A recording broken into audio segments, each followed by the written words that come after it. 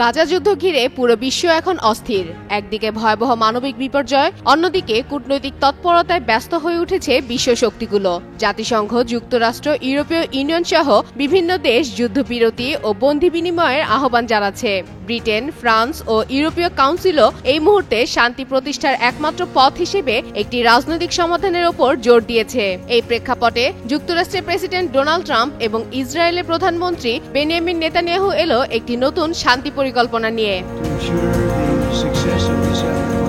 White হাউসে নেতানিয়াহুর সঙ্গে একটি যৌথ সংবাদ সম্মেলনে নতুন সেই শান্তি পরিকল্পনা ঘোষণা করলেন ট্রাম্প। রান্নায় আমার ভালোবাসা Jamuna gas stove. Jamuna gas stove, আধুনিক, নিরাপদ ও দীর্ঘস্থায়ী। সেই ঘোষণায় বলা হয়েছে, ফিলিস্তিনি মুক্তিগামী সংগঠন অবিলম্বে হামলা বন্ধ করবে এবং সম্মতি দিলে ৭২ ঘন্টার মধ্যে জীবিত ২০ ইসরায়েলি জিম্মি ও মৃতদের দেহাবশেষ ফেরত দেবে। এ বিনিময়ে ইসরায়েল শত শত ফিলিস্তিনি বন্দীকে মুক্তি দিবে এবং উভয় পক্ষের দেহাবশেষ বিনিময় করবে।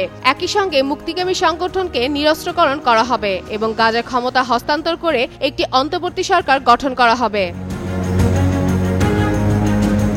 নিয়ন্ত্রণ হস্তান্তরের খসড়া অনুযায়ী এই অন্তর্বর্তী প্রশাসন পরিচালনা করবে আন্তর্জাতিক প্রযুক্তিবিদ ও অরাজনৈতিক কমিটি, যেখানে ট্রাম্প নিজে বোর্ড অব পিচের নেতৃত্ব দেবেন এবং সাবেক ব্রিটিশ প্রধানমন্ত্রী টনি ব্লেয়ারও অংশগ্রহণ করবেন বলে বলা হচ্ছে।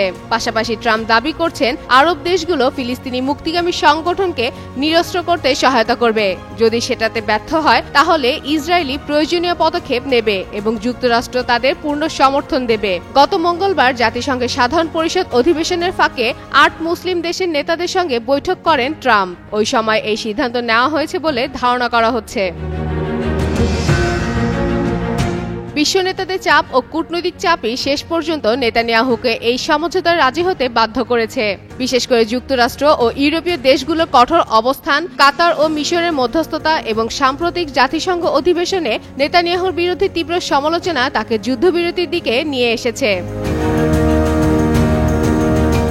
তবে ফিলিস্তিনি মুক্তিগামী সংগঠনের পক্ষ থেকে শর্ত দেওয়া হয়েছে যে ইসরায়েলের পূর্ণ প্রত্যাহার ও স্বাধীন রাষ্ট্র প্রতিষ্ঠার নিশ্চয়তা ছাড়া তাদের অস্ত্র সমর্পণ সম্ভব নয়। এখন বিশ্ব তাকিয়ে আছে উভয় পক্ষ শেষ পর্যন্ত এই প্রস্তাবে কতটা এগোয়। ফাতেমা ফাতেহ জান, যুগান্তর নিউজ।